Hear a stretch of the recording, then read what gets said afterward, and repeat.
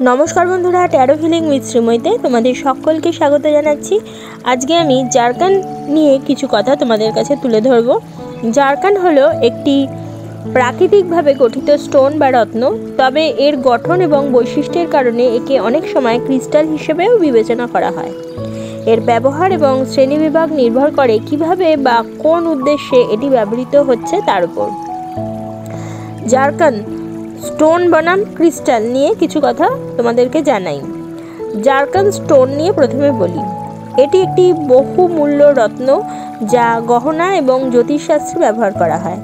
প্রাকৃতিক জারকান হীরা বা ডায়মন্ডের মতো দেখতে হলেও কম দামি হয়ে থাকে। জ্যোতিষশাস্ত্রে সাদা জারকানকে শুক্র গ্রহের রত্ন হিসেবে ধরা হয়। জারকান এবার ক্রিস্টাল হিসেবে বলি।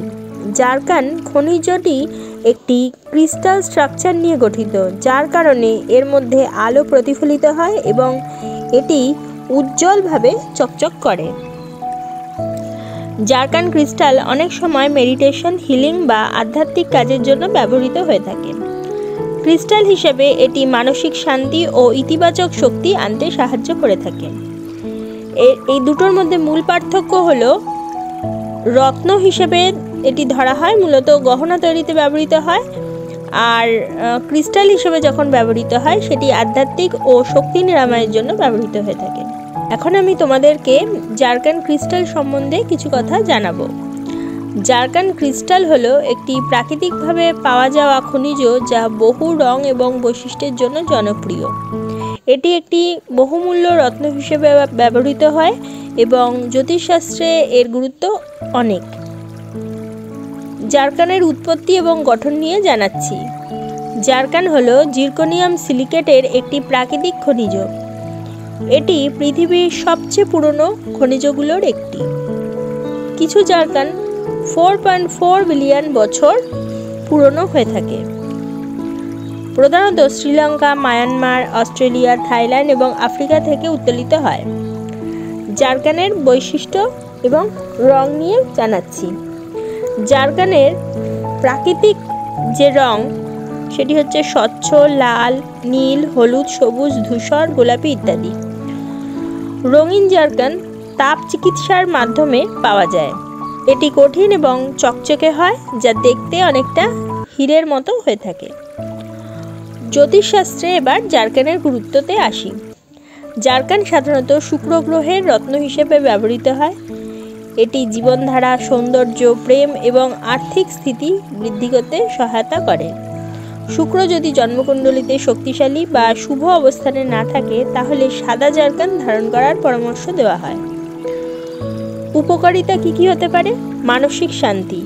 এটি মানসিক চাপ কমায় এবং সৃজনশীলতা বাড়ায়। ব্যক্তিত্ব উন্নয়নের ক্ষেত্রে, অর্থাৎ সৌন্দর্য এবং আকর্ষণীয় ব্যক্তিত্ব বাড়াতে সাহায্য করে থাকে। সম্পদ বৃদ্ধিতে, আর্থিক দিক থেকে লাভ এনে দিতে পারে। সম্পর্ক উন্নয়নে, এটি সম্পর্ক স্থিতিশীল রাখতে সহায়তা করে। স্বাস্থ্যের ক্ষেত্রে, প্রজনন ক্ষমতা এবং হরমোনের ভারসাম্য উন্নত করতে সাহায্য করে। এবার ধারণ করার পদ্ধতিতে আসি। জারকান রত্নটি চাঁদি বা রূপোর আংটিতে ধারণ করতে হয়। শুক্রবার সকালে স্নান করে ওম দ্রাম দ্রিম দ্রৌম শুক্রায় নমঃ মন্ত্র জপ করে ধারণ করতে হয়। আংটিটি ডান হাতের অনামিকাতে পরিধান করতে হবে। জারকান কেনার সময় সতর্কতাতে আসি। আসল জারকান কিনতে সবসময় বিশ্বাসযোগ্য দোকান থেকে কেনা উচিত। নকল বা সিনথেটিক জারকান এড়িয়ে চলা ভালো। যাদের জন্মকুণ্ডলীতে শুক্র গ্রহ অশুভ অবস্থানে আছে বা বিরূপ প্রভাব ফেলছে তাদের জারকান ধারণ না করাই ভালো। ভুল রত্ন পরিধানের ফলে জীবনে নেতিবাচক প্রভাব পড়তে পারে। এবারে জারকানের রক্ষণাবেক্ষণে আসা যাক। জারকান খুবই মজবুত হলেও এটি নিয়মিত পরিষ্কার রাখা উচিত। নরম কাপড় বা সাবান ব্যবহার করে পরিষ্কার করা উচিত এবং কেমিক্যাল জিনিসপত্র এড়িয়ে চলা উচিত। জারকান রত্ন জ্যোতিষ এবং রত্নবিজ্ঞানে অত্যন্ত গুরুত্বপূর্ণ। সঠিকভাবে ব্যবহারের মাধ্যমে এটি জীবনের বিভিন্ন ক্ষেত্রে শুভ ফলাফল আনতে পারে।